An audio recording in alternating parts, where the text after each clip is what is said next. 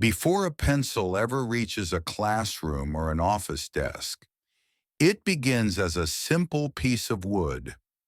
Most factories choose cedar because it's smooth, stable, and cuts cleanly.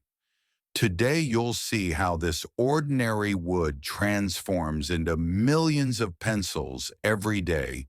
Welcome to Factory Fortune.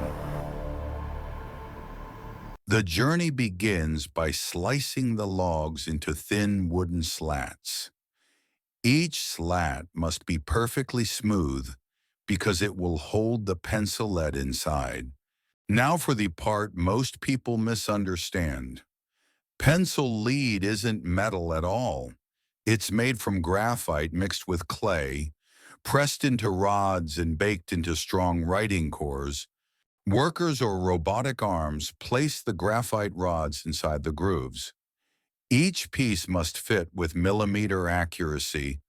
Another slat is glued on top to seal the graphite inside.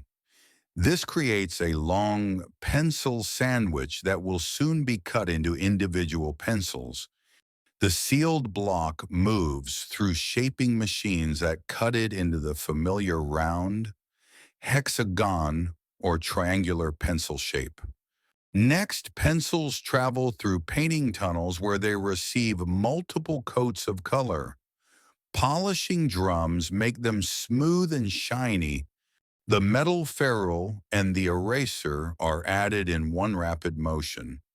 A single machine can crimp more than 1,000 pencils every minute.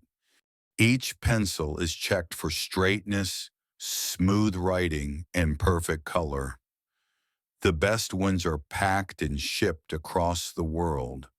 What started as a piece of raw wood is now one of the most widely used tools in the world.